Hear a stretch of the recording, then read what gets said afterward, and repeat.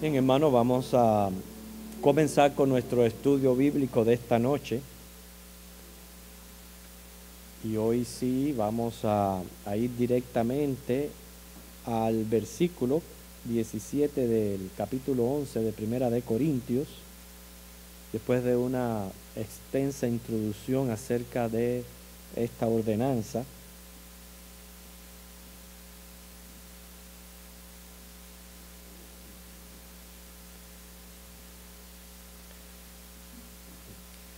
En el versículo 2, Pablo pronunció una alabanza a esta iglesia, pero ahora les dice, en esto sí que yo no les voy a alabar.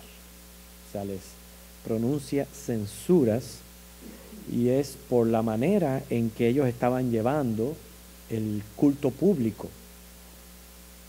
la forma de vestir de las mujeres y la manera en que se presentaban los hombres, irreverencia en el poco en lo poco fraternal cuando celebraban la Santa Cena, y desorden en el uso de los dones espirituales. Esos más bien son los tres problemas que tenía esta iglesia, que por eso les dice: pero al anunciaros esto que sigue, no os alabo, porque no os congregáis para lo mejor, sino para lo peor. Ya vimos ya el primer desorden, que era la forma de vestimenta de las personas cuando asistían al templo. Ahora vamos a ver el segundo desorden, que es con relación a la cena del Señor. ¿Y qué era lo que estaba pasando allí en Corintios? Bueno, miren el versículo 18, que Pablo lo dice. Dice: pues en primer lugar, cuando os reunís como iglesia, oigo que hay entre vosotros divisiones, y en parte lo creo. O sea, vuelve a mencionar el problema de las disensiones.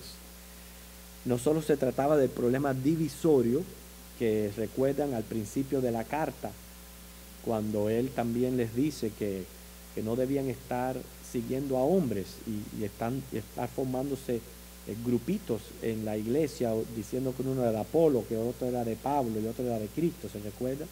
No se trataba ahora de ese tipo de división, sino que lo que estaba ocurriendo en la iglesia era que se habían agrupado de acuerdo a su condición social. Los ricos contra los pobres, judíos contra gentiles. O sea que habían formado esos grupos y lo dejaban saber en la manera en que ellos procedían en sus reuniones.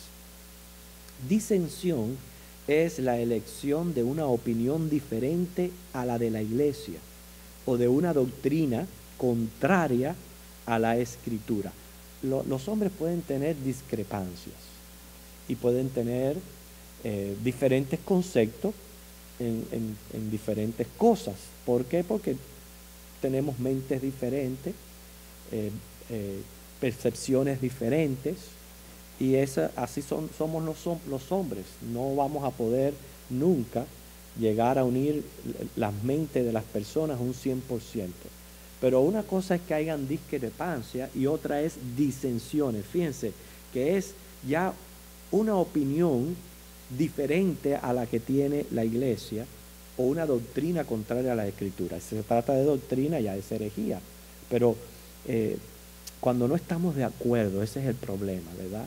Porque Dios nos ha llamado para ser una congregación, para ser una iglesia, y si no estamos de acuerdo en algo y causamos disensión, estamos haciéndole daño a dicha congregación, y por eso que no es bueno.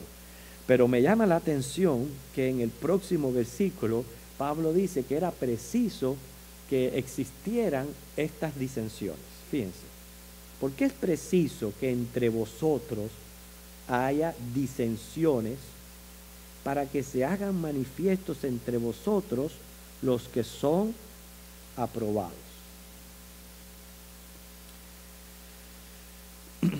Mateo 18:7, vamos a leer ese versículo. Mateo capítulo 18, versículo 7, dice: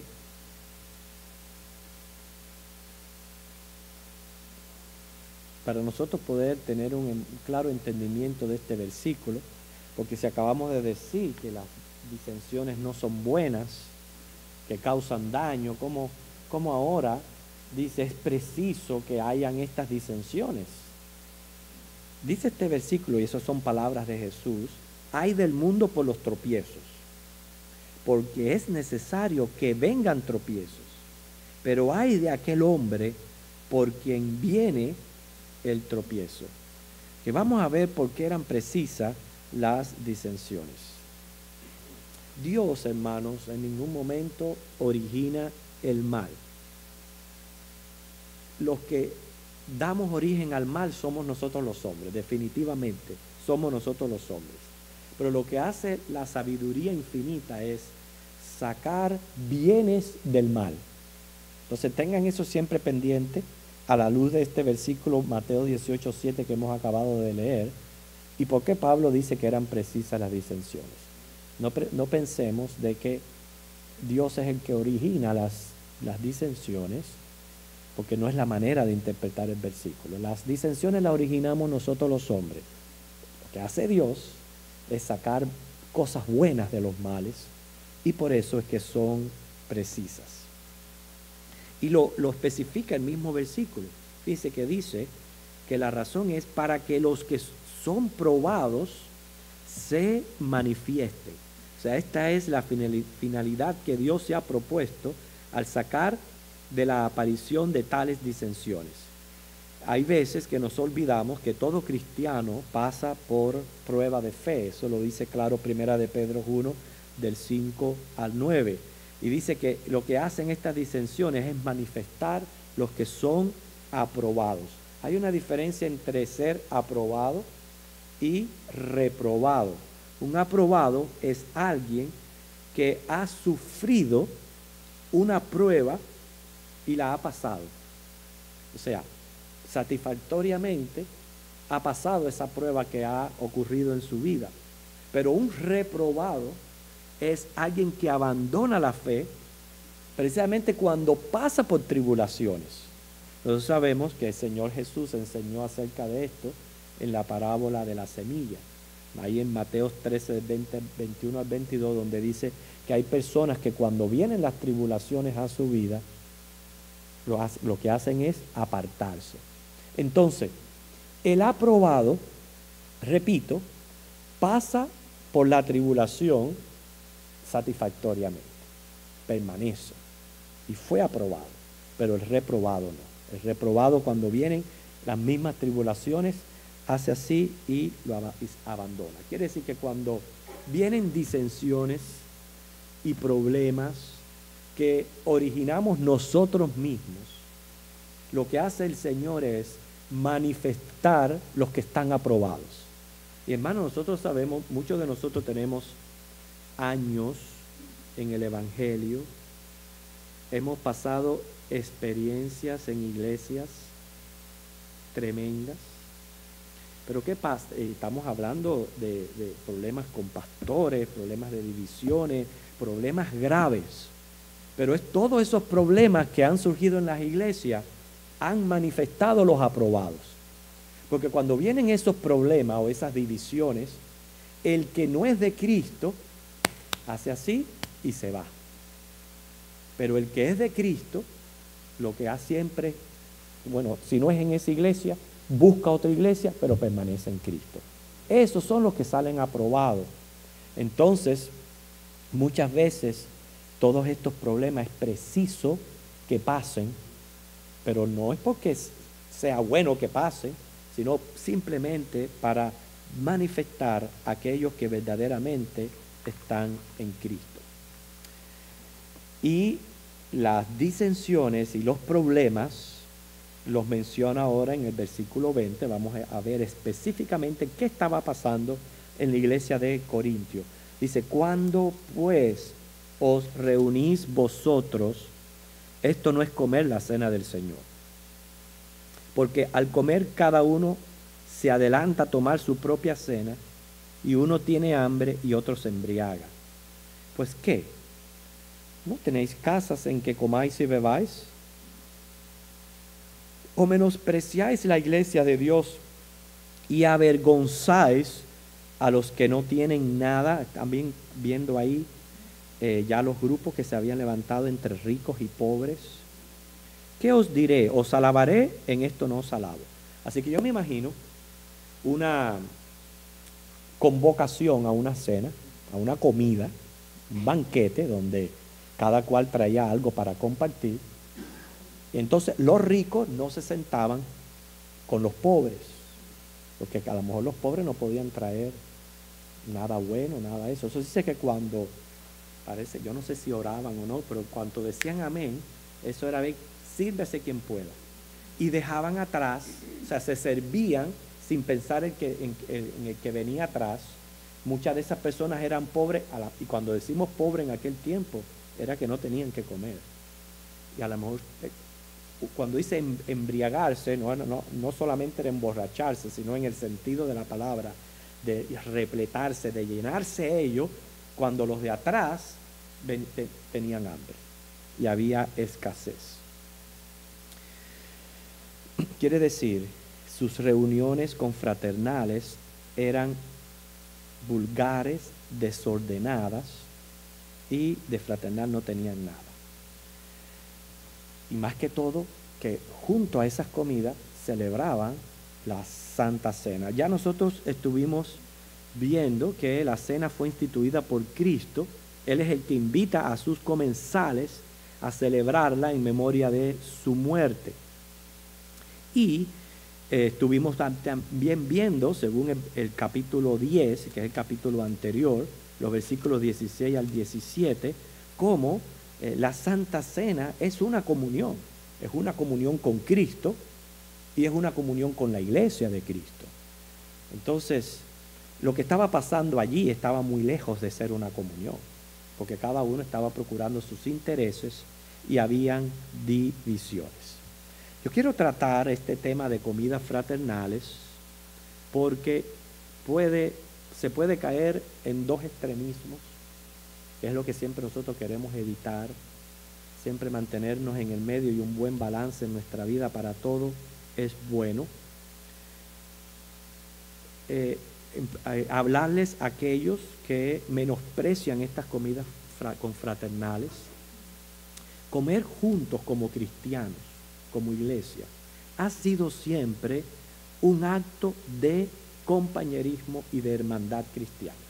Yo sé que a nosotros los bautistas dicen que no puede haber reunión sin comida. Bueno, los amigos comen juntos, los hermanos comen juntos y se comparte lo que es una comida. Entonces, fíjense que muchas veces Jesús comió con sus discípulos, la iglesia primitiva comía juntos y comía con alegría y sencillez de corazón. Mire lo que dice Hechos 2, 44 al 47. Hechos 2, 44 al 47.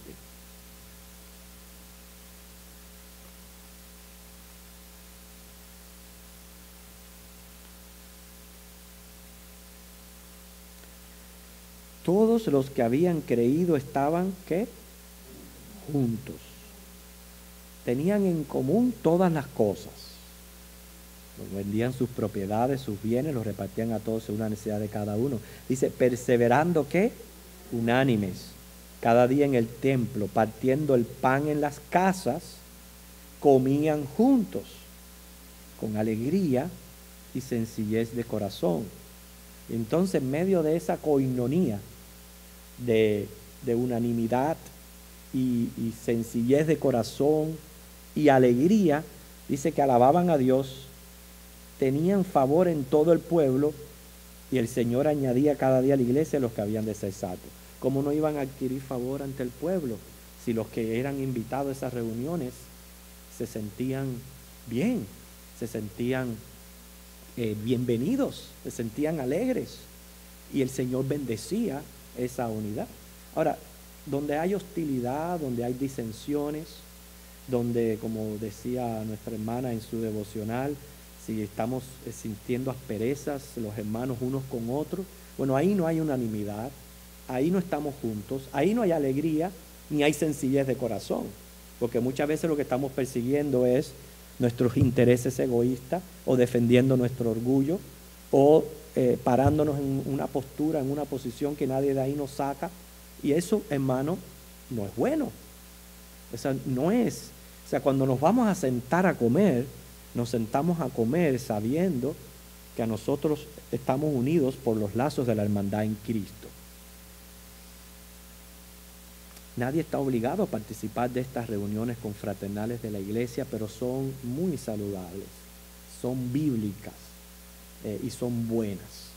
Ahora, el otro problema está, porque les había dicho, en dos extremos, personas que menosprecian estas comidas, pero también las que provocan los desórdenes. Y lo que se estaba viendo allí en Corintio también puede verse hoy día. Nosotros hemos tenido nuestras comidas confraternales y yo recuerdo especialmente cuando estábamos en la otra congregación que siempre se les decía, dejen que las visitas vayan primero. Pero no, hermano, por más que se decía, ¿qué va? Eso era ver quién llegaba primero. Y tú veías los buques de comida de los primeros así, para ir para la basura, porque se servían por comer con los ojos y no esperaban a los que venían detrás.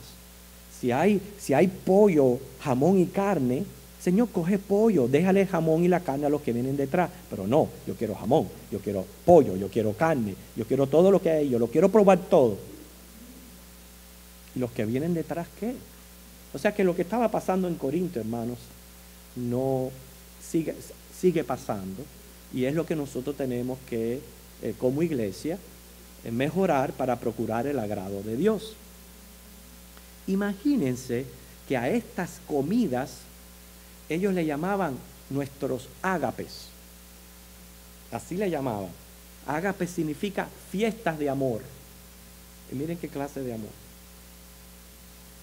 Eran banquetes, cada uno aportaba lo que podía y durante estos banquetes se distribuían los elementos sagrados. Pero el desorden que había allí nada tenía que ver con la Santa Comunión. Hoy nosotros como iglesia hemos separado completamente, hoy nosotros tenemos nuestra comunión y las veces que podemos tenemos nuestras comidas confraternales, los cultos de hogar. Por eso es que nosotros ahí es donde, aunque vayamos con la comida que hasta aquí, no importa, vamos, llevamos, compartimos, conversamos, hablamos, y esos son nuestros ágapes, nuestras fiestas de amor, la manera de podernos sentar juntos, aunque sea una vez al mes, a participar como hermanos de una cena en Cristo. Y en esto tenemos mucho que cambiar, hermanos. También hay que llevarlo mejor. Y no es lo que me sobra, lo que esto, sino saber conscientemente que estamos participando de algo que Jesús participó con sus discípulos, que la iglesia primitiva desde un principio ya ellos se reunían a comer juntos. Dice el versículo 21, porque al comer cada uno se adelanta a tomar su propia cena y uno tiene hambre y el otro se embriaga. Recuerdo y perdónenme que ponga una ilustración acerca de mi persona, pero es un poquito cómica. A mí no me gusta hablar mucho de mi persona, pero cabe muy bien en este tema que estamos dando. Mi madre siempre me contó que yo desde pequeño, a mí había que servirme de primero en la casa. Si no, yo me ponía bravo. Siempre desde chiquito. A mí era que me había que servirme de primero. Trabajando en restaurantes, a la hora de coger el break de lunch o lo que sea, yo tenía que ser el primero. Nadie podía servirse antes que yo. Y así fue. De feligres, yo era uno de los que corría para ser el primero en servirme cuando habían comida. Inclusive en una de las iglesias en Oklahoma, donde nosotros participamos, en aquel tiempo yo era un adolescente, la costumbre era tener la Santa Cena, y ese domingo de la Santa Cena se iban y llevaban una comida y cada uno llevaba algo y se comía. O sea que todavía permanecía esa costumbre de tener la Santa Cena en el templo, y la comida confraternal inmediatamente después de la cena. A esas eran las que yo corría para ser el primero. Cuando el Señor me llamó pastor, yo sabía que esto tenía que cambiar, porque no sé si es por costumbre, tabú o lo que sea, el pastor tiene que esperar a que todas las ovejas se sirvan y él comer de último.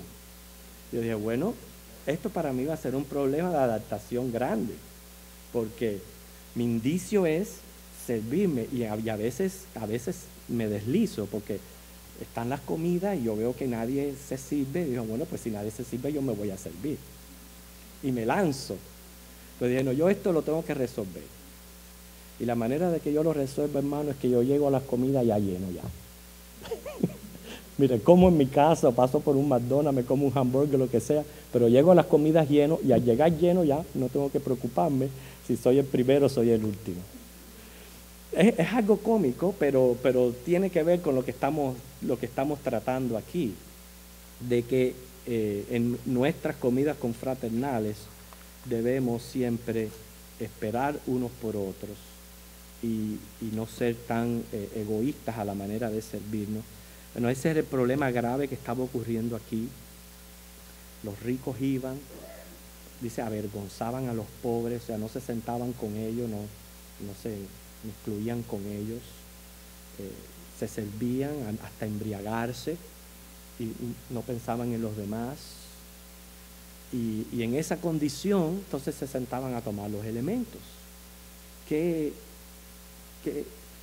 simbolismo tienen esos elementos? ¿Qué propósito si no hay ninguna comunión unos con otros? Los judíos no se mezclaban con los gentiles y eso no es bueno en una iglesia, hermanos, porque nosotros sabemos que el Señor nos hizo un solo cuerpo, un solo pueblo, que Él derribó las barreras raciales, sociales, cualquier tipo de barrera que puedan poner los hombres, Jesucristo las derribó y somos uno en Jesucristo. Mire el versículo 22, pues ¿qué? ¿No tenéis casas en que comáis y bebáis? Yo le digo a Pablo, sí, Pablo, por eso es que yo como en mi casa. Dice, o menospreciáis la iglesia de Dios y avergonzáis a los que no tienen nada. ¿Qué os diré? ¿Os alabaré? En esto no os alabo. Esto era una perversión de la cena del Señor, carente de propósito. Más bien era para satisfacer el hambre. Y para este tipo de banquete tenían sus casas. También esto era mortificante para los hermanos pobres. Los trataban con menosprecio, como indignos de comer con ellos. Sin embargo, eran parte del pueblo escogido de Dios. Además, no debían reunirse atraídos por los alimentos, sino con el propósito de adorar y alabar a Dios. Y eso es verdad. Cuando hay una actividad que envuelve comida, es mucho más atractiva para muchos que si no hay comida. Porque la gente lo que va, como dice, es por los panes y los peces. Pero, sea como sea, son nuestros visitantes, sea como sea, tienen que llegar y tener una buena experiencia en medio de nosotros, que puedan ver el amor en nosotros, que puedan ver que se les da el lugar que se le debe de dar cuando nosotros recibimos una visita a la casa, le damos una buena hospitalidad, y eso mismo tiene que ocurrir dentro de las iglesias. Los versículos ya 23 al 26, que muchos de nosotros ya lo sabemos de memoria, porque cuántos años llevamos todos los meses escuchando lo mismo cada vez que celebramos la cena del Señor. Pablo lo que está haciendo aquí es repitiendo las palabras de Jesús. Por eso él dice, yo recibí del Señor esto que le estoy enseñando. Y ahí inmediatamente indica el momento en que Jesús estableció la cena, que recuerden, en nuestro estudio ocupó el lugar de la fiesta de la Pascua, porque Cristo en el nuevo pacto, Él ha venido a ser nuestra Pascua. Lo hacemos tal como lo dice aquí Pablo en Corintios, O sea, no tenemos que seguir todo un ritual ni como lo hacía el judío, ni como lo hace hoy el judío cristiano. Porque no tenemos por qué seguir ese ritual, porque si ya nuestra Pascua es Cristo, lo único que nosotros celebramos es su cuerpo y su sangre, y eso nos basta. O sea, no tenemos que, respetamos que inclusive el judío cristiano tenga su ritual al celebrar la Pascua, pero no es nuestra costumbre como cristianos, no tenemos que observar este orden o este ritual, pero lo que sí tenemos que estar muy seguros es de nuestra comunión, porque de eso se trata la Santa Cena. La Santa Cena se trata de la comunión de los que beben juntos y comen juntos porque son un cuerpo. Y de eso sí nosotros tenemos que estar pendientes, y de eso cada uno de nosotros es responsable ante el Señor de venir a esta comunión. No resolverlo en la comunión, sino venir listos a sentarnos a tener comunión con el pueblo de Dios, con Cristo y con el pueblo de Dios. Por eso es, recordando un poquito lo que estábamos hablando en el estudio pasado, que creemos afirmativamente que el que se siente a comer debe de ser un bautizado por inmersión. No porque lo diga un versículo específico así con esa claridad. Sin embargo, por lo que simboliza esta Santa Comunión, tiene que haber una identificación con Cristo. Y aquel que se ha identificado con Cristo no es solamente como Salvador de su alma, es también como Señor de su vida. Y con mucha claridad el Señor dice, bautícese. Bautícese. Si usted cree, bautícese. Entonces es una orden del Señor. Yo me identifico con el Señor bautizándome por inmersión. Entonces estoy apto para tener la comunión con Él y con su pueblo. Esa es la razón por ese maravilloso versículo que se encuentra ahí en 1 Corintios 10, 16 y 17, donde claramente habla de una comunión. Hermanos, lo que yo quiero que nosotros aprendamos aquí es, para tener una comunión, no tenemos que ser iguales, no tenemos que pensar iguales, no tenemos que tener el mismo carácter, el mismo punto de vista, porque las discrepancias son humanas y eso nos va a suceder a todos. Pero lo que sí tenemos que tener es una mente y un corazón y un sentir que a pesar de las diferencias seguimos perteneciendo a un solo cuerpo, a la familia de Dios. Eso es lo que yo tengo que pensar. Yo no puedo esperar que mi hermano piense y sienta como yo o actúe como yo. No puedo esperar eso. Pero lo que yo sí puedo esperar que el día que estemos participando de una comida o el día que estemos participando de la Santa Cena haya alegría y sencillez de corazón y yo no sienta aspereza o sienta hostilidad o sienta algo en contra de un hermano en Cristo. Eso es lo que cada uno de nosotros somos responsables de evitar en nuestros corazones, sabiendo que tenemos un llamado de Dios a la comunión. Y esto es serio. A la comunión con Cristo y a la comunión con su pueblo.